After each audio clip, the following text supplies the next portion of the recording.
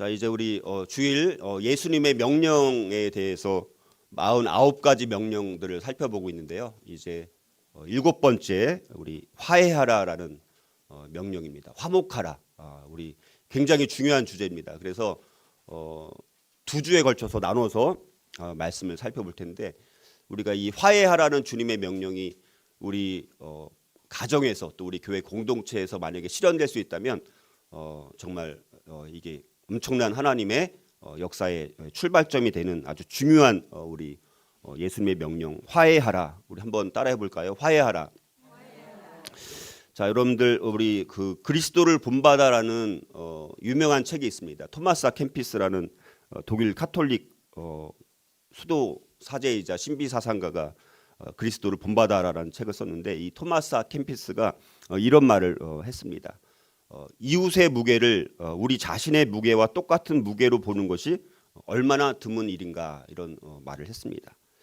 자, 우리가 이 화목하게 한다라는 이 명령은 참 어려운 일인데, 여러분들 이 화해하게 할 책임, 우리 화해하게 할 책임이 과연 누구에게 있느냐라는 것입니다. 자, 화목하게 할 책임은 바로 나에게 있는 거예요. 우리는 근데 누구에게 자꾸 적용합니까? 나에게 상처를 준 사람, 그렇죠? 그래서 우리가 이 화목하게 할 책임은 누구에게 있다고요? 나에게 있는 것입니다. 자, 그래서 이 화평케 하는 자, 화목하게 하는 자는 자신의 잘못은 확대하고 다른 사람의 잘못은 축소시키는 사람입니다. 우리는 반대로 하죠, 그렇죠? 그래서 우리 마태복음 7장 3절에 보면 어찌하여 형제의 눈 속에 있는 티는 보고 내 눈 속에 있는 들보는 깨닫지 못하느냐. 자, 이렇게 말씀합니다. 그리고 잠언 18장 19절을 보면 노엽게 한 형제와 화목하기가 견고한 성을 취하기보다 어려운즉 이러한 다툼은 산성 문빗장 같으니라, 이렇게 말씀합니다. 자, 다른 사람의 기분을 상하게 한 형제의 마음을 돌이키는 것은 요새화된 그 성을 빼앗는 것보다 더 어려운 일이라는 것입니다. 요새화된 벽은 적들로부터 우리를 보호하는 데는 좋지만, 그러나 예수님 안에서 하나가 되어야 할 형제 자매들의 관계를 막기도 한다는 것입니다. 우리는 이런 벽을 허물 책임이 있다는 것입니다. 그러나 우리의 자연스러운 반응은 뭡니까? 오히려 벽을 쌓고 성을 쌓는 거예요.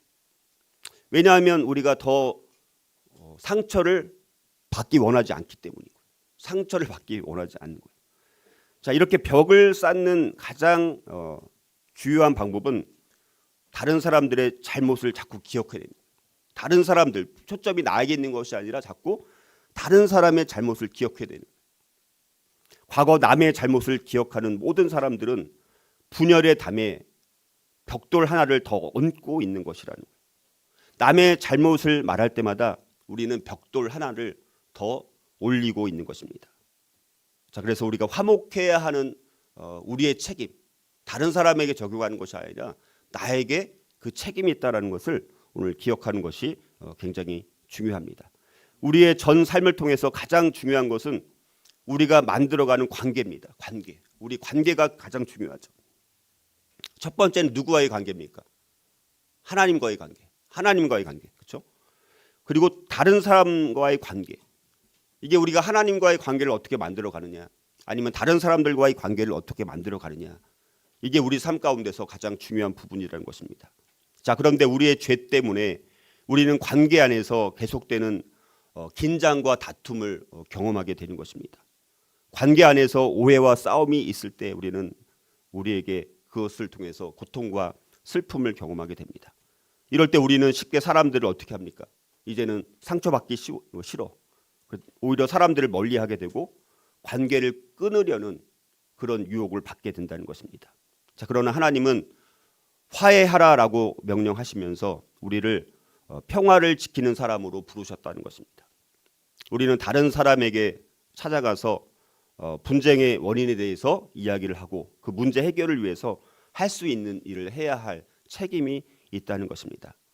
자, 화목하라는 이 하나님의 명령에 우리가 순종한다라면 우리는 다른 사람에게 낮아지게 되지만, 다른 사람에게 우리가 이 화목하라는 것은 쉬운 일은 아닙니다.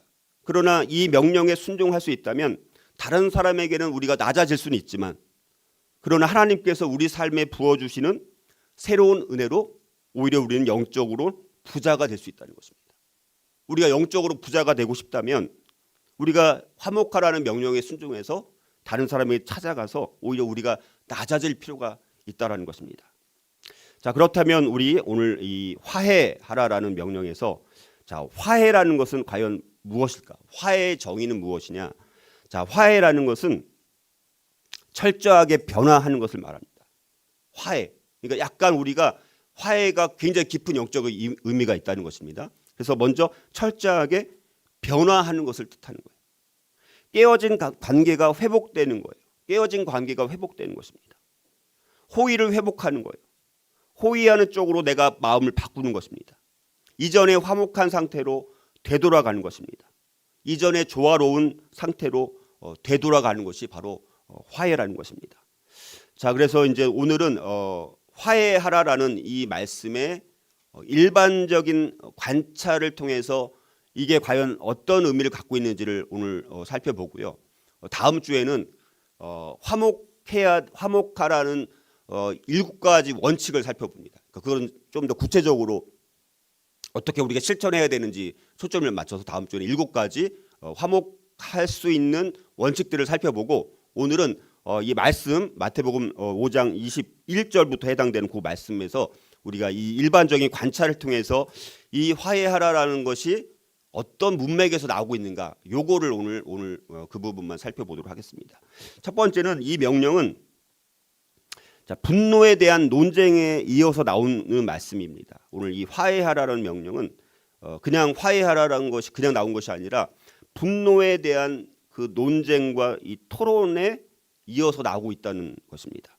자, 화해하라는 이 명령은 분노에 대한 토론의 결론 부분이라는 것입니다.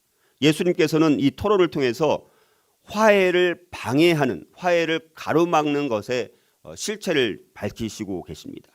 자, 그래서 오늘 우리가 화해하라는 명령은 마태복음 5장 23절, 24절 이렇게 연결해서 되어 있는데 그 문맥이 21절부터 있는 것입니다. 자, 21절 제가 한번 22절까지 한번 읽어보면, 그리고 23절 읽어드리면, 옛사람에게 말한 바 살인하지 말라, 누구든지 살인하면 심판을 받게 되리라 하였다는 것을 너희가 들었으나 나는 너희에게 이르노니 형제에게 노하는 자마다 심판을 받게 되고 형제를 대하여 라가라 하는 자는 공회에 잡혀가게 되고 미련한 놈이라 하는 자는 지옥불에 들어가게 되리라.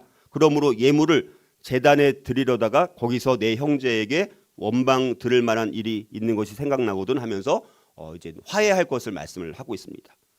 자, 그래서 이 말씀은 특별히 22절 거기 보면 나는 너희에게 이르노니 형제에게 노하는 자마다 심판을 받게 되고 형제를 대하여 나가라 하는 자는 공회에 잡혀가게 되고 미련한 놈이라 하는 자는 지옥불에 들어가게 되리라. 이거는 예수님께서 말씀하셨을 그 당시의 경향성을 말씀하는 거예요. 경향성. 이거는 지금도 우리에게 해당이 되는 것입니다. 우리가 여러분들 노를 바라거나 때로는 욕을 할 때 이거를 참을 수 있어요? 못 참아요? 못 참습니다. 그렇죠? 자, 이거는 참을 수 없다는 거예요. 그건 그냥 나올 수 있다는 것입니다.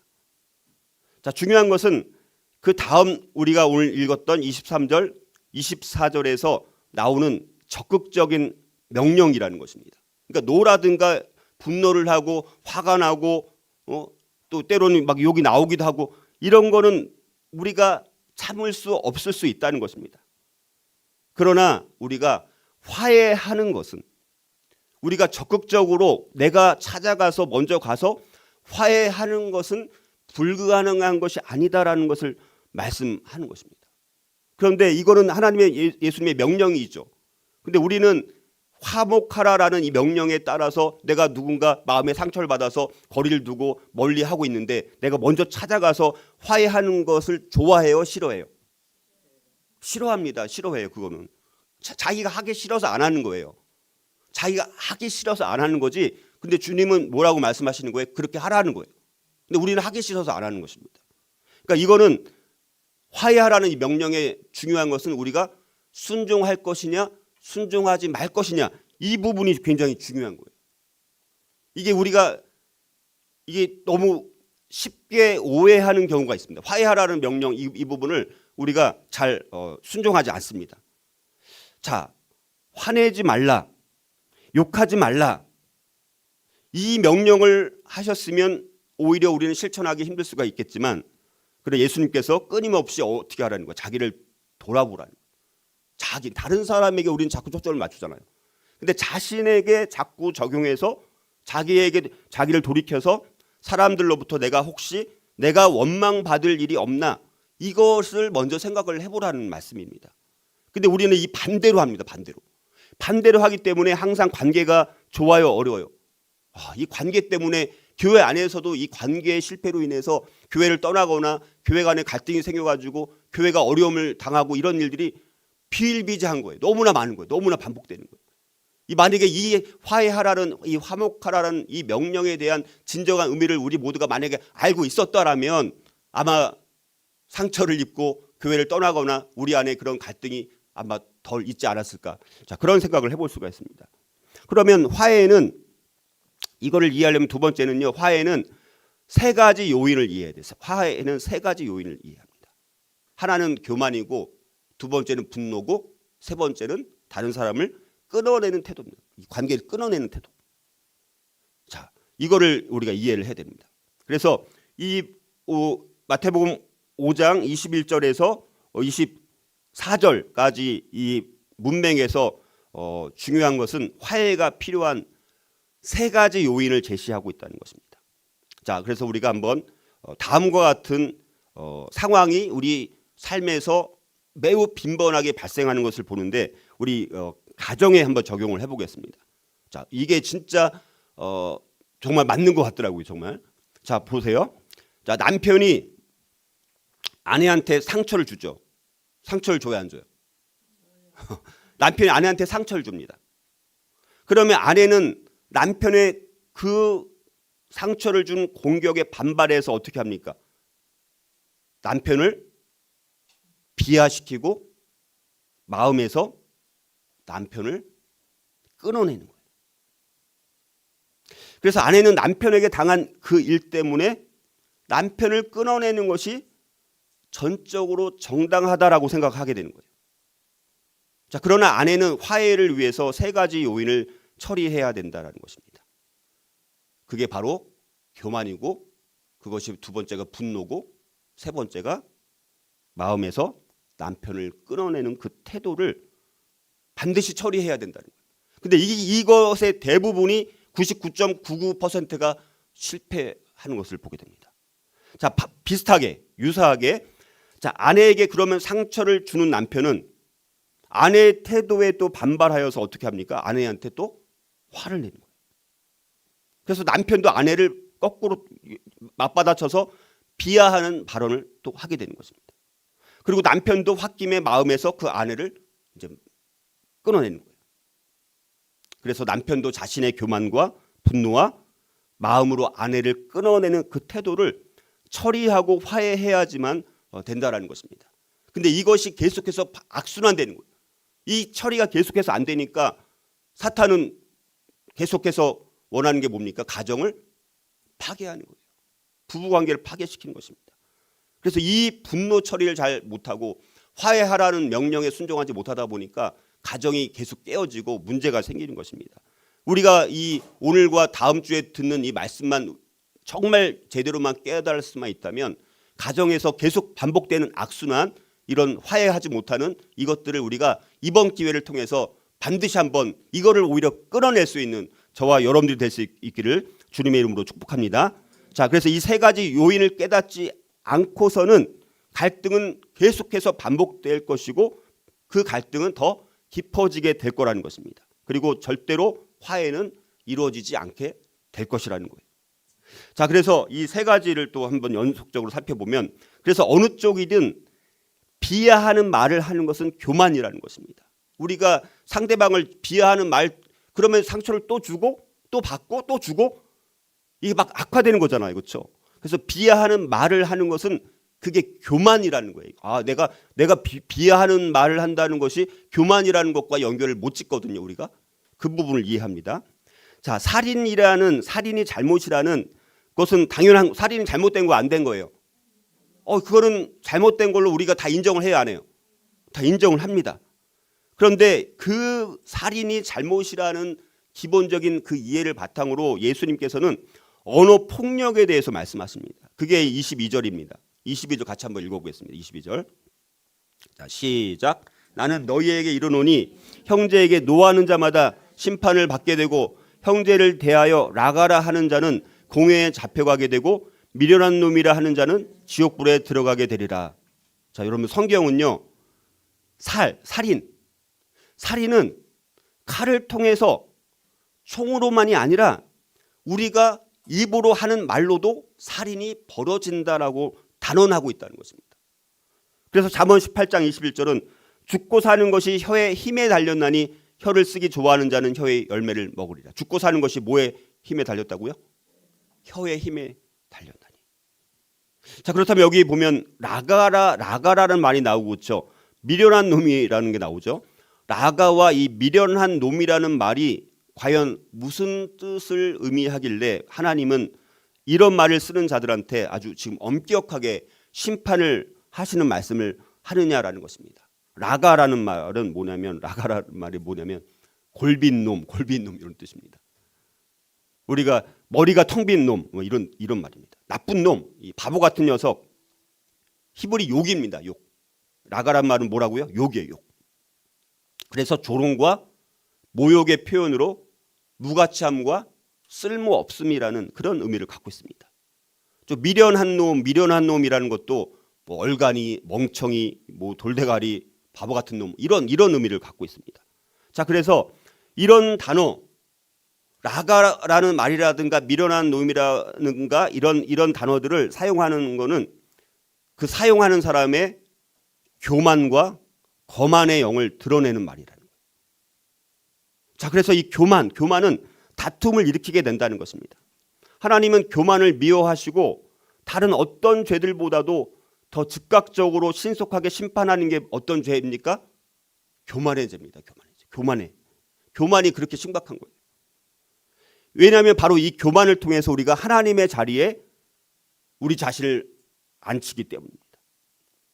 자, 헤롯 왕이 대단한 엄청난 연설을 하고 나서 이 교만에 빠졌습니다. 사도행전 12장 21절 23절을 보면 헤롯이 나를 택하여 왕복을 입고 단상에 앉아 백성에게 연설하니 백성들이 크게 부르되 이것은 신의 소리요 사람의 소리가 아니라 하거늘 헤롯이 영광을 하나님께 돌리지 아니함으로 주의 사자가 고치니 벌레에게 먹혀 죽으니라. 이렇게 말씀합니다.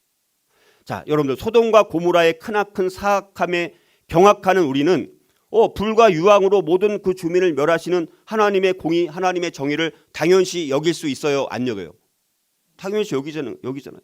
그러나 우리도 그들과 근본적으로 같은 죄를 지을 때가 너무나 많다는 것입니다. 하나님은 소돔 사람들의 그 6가지 죄를 말씀을 하셨는데 그 모든 죄들은 다 뭐를 나타내냐면 교만을 나타내는 거예요. 교만. 에스겔 16장 49절 50절 보니까 내 아우 소돔의 죄악은 이러하니 그와 그의 딸들에게 교만함과 음식물의 풍족함과 태평함이 있음이며 또 그가 가난하고 궁핍한 자를 도와주지 아니하며 거만하여 가증한 일을 내 앞에서 행하였습니다. 그러므로 내가 보고 곧 그들을 없이 하였느니라. 이렇게 말씀합니다. 여러분들 우리가 이렇게 어떤 비하한 말을 한다라는 것은 내가 교만하다라는 증거라는 것을 우리가 먼저 인식하는 것이 꼭 필요합니다. 자, 그러면 어떻게 이런 교만이 분노로 이어지느냐랍니다. 어떻게 교만이 그러면 분노로 이어지느냐? 지금 계속 분노 이런 거를 알아야지 우리가 이제 이 화해하라는 것을 우리 연결시켜서 알 수가 있습니다. 어떻게 교만이 분노를 낳느냐라는 것입니다. 자, 교만은 우리 자신을 남보다 높이고 심지어 하나님의 지위에까지 오르게 하기 때문에 자, 우리는 스스로 높이 올려놓은 자신의 지위를 자기를 높이 올려놓은 것입니다. 그런데 누군가 자기를 높여놓은 그 지위를 공경하지 않거나 존중하지 않으면 내 마음 안에 뭐가 생깁니까? 자연히 분노의 감정이 생기는 거예요. 나를 막 무시하네, 나를 공경하지 않네, 나를 존중히 여기지 않네, 자기를 높여놓고 스스로. 그래서 분노의 감정을 품게 되는 것입니다. 그래서 그 분노는 말로 나오고 행동으로 나오게 되는 것입니다. 그래서 홧김에 다른 사람을 막 미련한 놈이라고 하는 사람은 자기 자신을 스스로 심판하는 거예요. 다른 사람을 자기가 심판하는 걸로 자기가 심판을 받는 것입니다. 전도서 7장 9절에 노는 우매한 자들의 품에 머무름이니라. 자, 미련한 자의 입술은 다툼을 일으켜서 사이를 나쁘게 결국 만들게 되는 것입니다. 잠언 18장 6절에 미련한 자의 입술은 다툼을 일으키고 그의 입은 매를 자청하느니라. 이렇게 말씀합니다. 자, 그러면 어떻게 이 분노가 또 마음에서 상대방을 끌어내게 할까라는 것입니다. 내가 갖고 있는 분노를 통해서 내 마음에서 내 아내를, 내 남편을, 아니면 누군가 나에게 상처 준 사람들을 끌어내게 하느냐라는 것입니다. 자, 하나님, 여러분, 진노할 권리, 화를 낼 권리는 누구에게 있을까요? 하나님께 있습니다. 하나님. 그래서 로마서 12장 19절에 보면 원수 갚는 것이 내게 있으니 내가 갚으리라고 주께서 말씀하시니라. 하나님만이 화를 낼 권리가 있다는 거예요. 하나님만. 그러므로 분노의 감정을 느낄 때 우리는 어떻게 해야 됩니까? 분노의 감정을 느끼는 것조차 안 할 수 있어요, 없어요? 분노의 감정을 느끼는 것은 내가 막을 수가 없잖아요. 그거는 그 상황적으로 그냥 자연적으로 들어오는 마음이 분노잖아요. 어떤 일이 생기면 그게 그냥 본능적인 반응입니다. 인간의 본능적인 반응. 그럴 때 그런데 우리는 어떻게 합니까? 해가 지기 전에 빨리 처리하는 것이 중요하다. 그렇지 않으면 마귀가 틈을 타서 마귀에게 기회를 주게 되는 것입니다. 그래서 에베소서 4장 26절, 27절, 31절에 보면 분을 낼 수 있다는 거예요. 분을 안 낼 수 있는 사람은 하나님밖에 안 계시겠죠. 자, 분을 내어도 죄를 짓지 말며 해가 지도록 분을 품지 말고 마귀에게 틈을 주지 말라. 너희는 모든 악독과 노함과 분냄과 떠드는 것과 비방하는 것을 모든 악의와 함께 버리라. 이렇게 말씀합니다. 자, 이렇게 하나님은 우리의 모든 갈등을 위해서 기본 원칙을 주셨는데 갈등이 있을 수밖에 없어요. 갈등 자체를 막을 수가 없어요. 분노 자체를 나는 분노조차 안 하겠다. 이렇게 우리는 되지 않는다는 거예요. 기본 원칙이 뭡니까? 해가 지도록 분노를 품지 않는 것입니다.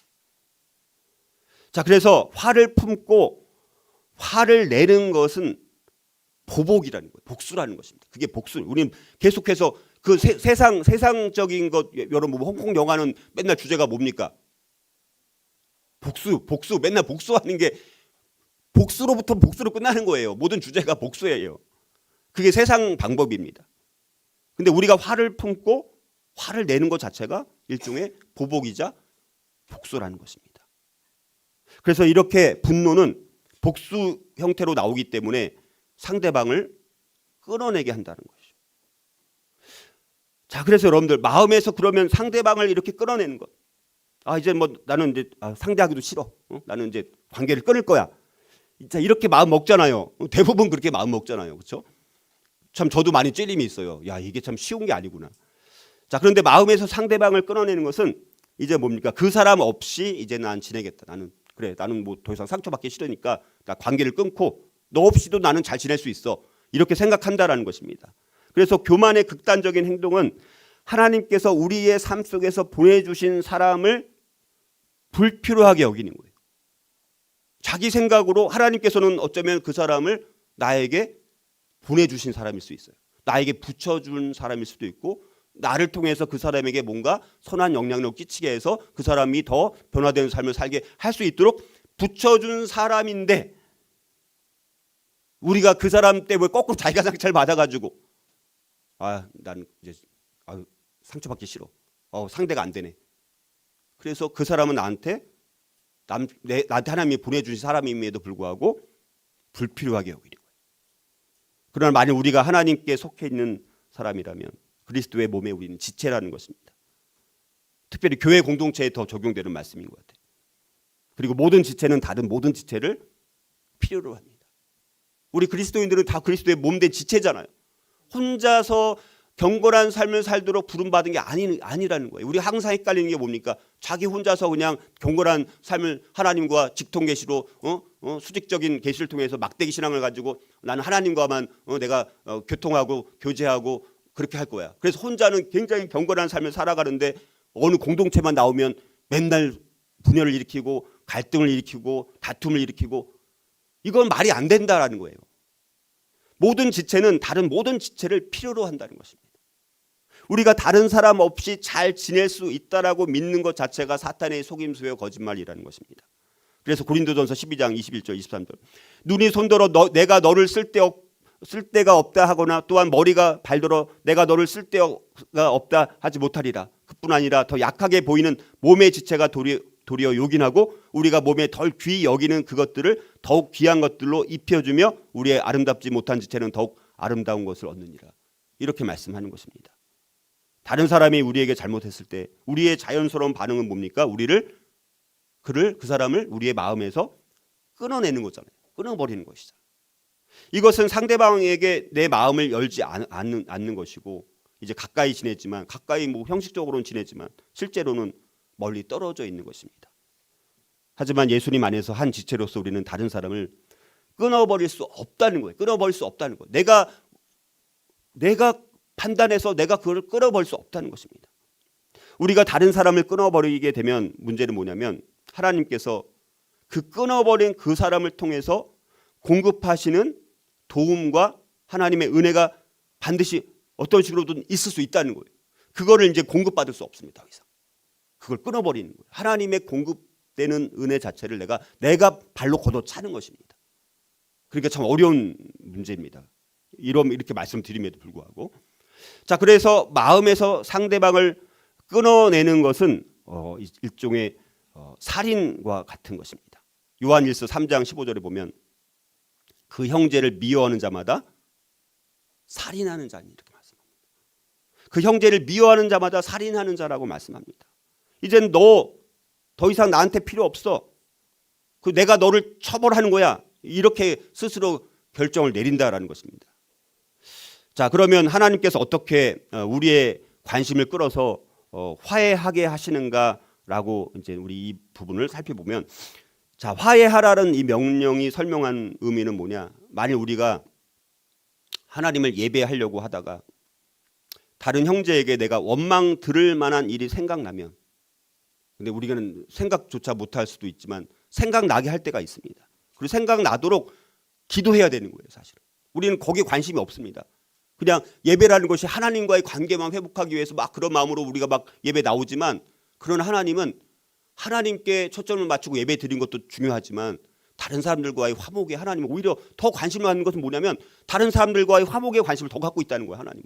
우리는 하나님께 예배를 드려서 뭔가 하나님께 영광을 돌리고, 물론 그게 당연히 거룩한 것이지만, 그런데 다른 사람들과의 화목에는 아예 신경조차 쓰지도 않고 자기가 정말 상처를 주고 원망을 하게 만들고 했던 것들은 아예 생각조차 못합니다. 근데 정말 우리가 진정한 예배를 드리려고 하면요, 그게 생각나게 되는 것입니다. 사실은. 그래서 만일 우리가 하나님을 예배하려다가 형제에게 원망 들을 만한 일이 생각나면 예물을 제단 앞에 놓아두고 먼저 가서 그 형제와 화해해야 한다 이렇게 말씀하는 것입니다.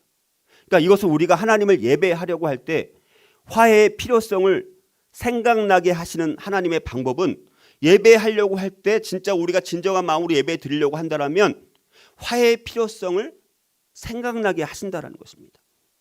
근데 우리의 성향은 뭡니까? 나는 하나님을 더 잘 섬김으로 인해서, 우리가 하나님을 잘 섬긴다라는 것은 우리가 세상 가운데 살아가면서 잘못한 일들을 할 수 있어요, 없어요? 있습니다. 그거를 보상하려는 마음도 있을 수 있다. 예배 드리면서 그래, 내가 이 세상 가운데 살아가면서 때로는 내가 떼먹고 오염되고 그랬지. 그거를 내가 예배를 통해서 이제 보상받으려고 하는, 그 잘못을, 내가 죄지었던 것들을 이제 보상받으려는 그런 마음이 있다는 것입니다. 그러나 하나님께서는 우리가 하나님께 제물을 드리는 것보다 우리가 상처 준 사람들과 다시 교제하기를 더 원하신다라고 말씀을 하는 것이고, 유명한 사무엘상 15장 22절도 순종이 제사보다 낫고, 순종이 제사보다 낫다라고 분명히 말씀합니다. 더욱이 마음에서 어떤 사람을 아예 막 끊어내고 나서 내가 저 사람 때문에 이제, 아니면 예배 드리러 나올 때 또 자주 하는 게 뭡니까? 그때마다 또 싸움이 일어나요. 부부싸움. 그래서 거기서 막 내가 또 흥분해가지고 분노하기도 하고 비하하기도 하고 상처를 주면서 그 사람을 이제 끊어내고 나서 하나님을 예배하려고 하는 것은 그게 위선이라는 것입니다. 쉬운 일이 아닙니다, 여러분들.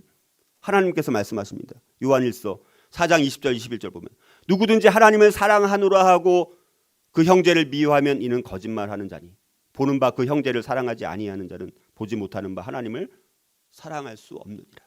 우리가 이 계명을 주께 받았나니 하나님을 사랑하는 자는 또한 그 형제를 사랑할지니라. 이렇게 말씀합니다. 화해를 무시하는 예배는 참된 예배가 아니라는 것입니다. 하나님을 예배하는 참된 예배의 핵심은 사람들과의 화목입니다. 그래서 베드로는 남편들에게 기도가 막히지 않게 아내와 바른 관계를 맺을 것을 권면하면서 이 부분을 강조를 하고 있습니다.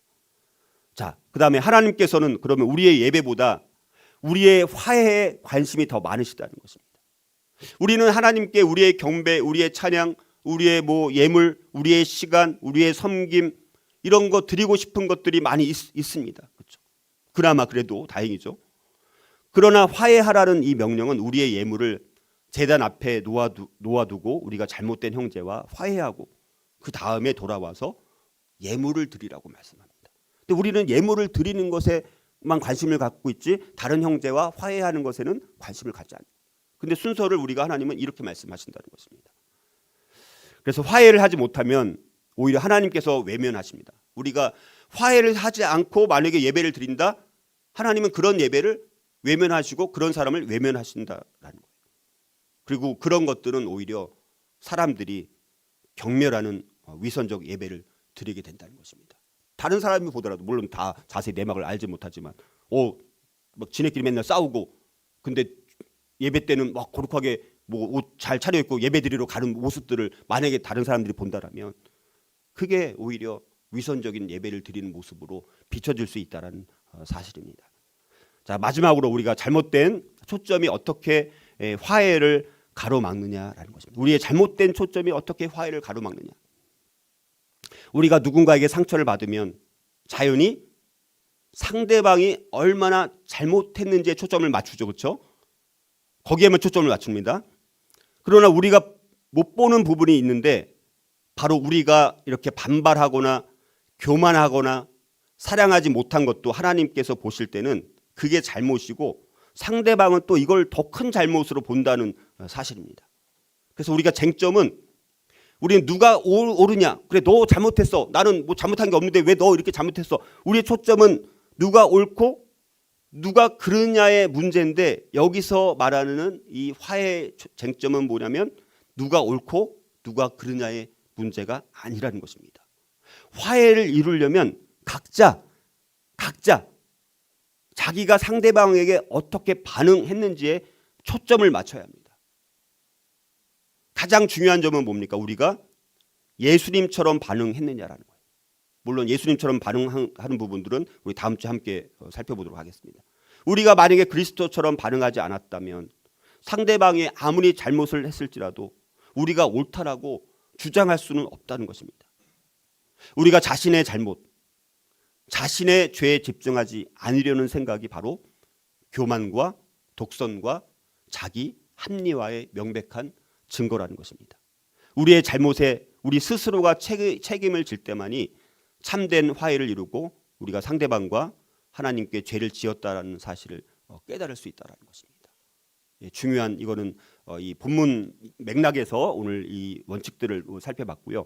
구체적으로 화목의 그러면 7가지 원리를 우리가 어떻게 실천해야 될지는 다음 주에 함께 묵상하도록 하겠습니다. 오늘 그렇지만 우리가 그럼에도 불구하고 화해를 위한 다짐을 제가 읽어드릴 테니까 여러분들이 아멘으로 우리가 정말 이 화해가 되지 않으면 우리 예배가 성공할 수가 없습니다. 화해가 되지 않으면 가정의 회복도 이루어질 수 없습니다. 그러니까 오늘 이 화해하라는 이 주님의 명령, 다음 주에 같이 다음 주까지 살펴보겠지만 이 화해하라는 명령으로부터 우리가 다시 한번 새롭게 우리가 출발하는 시간이 되었으면 좋겠는데 우리 다짐으로 함께 다짐했으면 좋겠습니다. 나는 그리스도 안에서 형제나 자매에게 분노나 원망을 품지 않겠습니다. 나는 화해를 예배보다 더 중요시 여기겠습니다. 나는 나의 태도나 행동에 상처를 입은 사람들과 문제를 해결하는 데 앞장서겠습니다. 나는 내게 상처 입은 형제나 자매와 화해하기 위해서 하나님께 부르짖겠습니다. 나는 내게 상처를 입힌 사람들을 내 마음속에서 놓아주겠습니다. 나는 선물을 통해서 화해의 진심을 보이겠습니다. 자, 이 부분들을 이건 다음 주에 한번 더 살펴보도록 하고 이 선서를 통해서 저와 여러분들 우리 가정에서 우리 교회 공동체가 이 화해하라는 주님의 명령에 순종함을 통해서 정말 다시 한번 하나님 앞에 우리 교회가 하나님 앞에 쓰임 받는 놀라운 전환점 출발점이 될 수 있기를 주의 이름으로 축복합니다.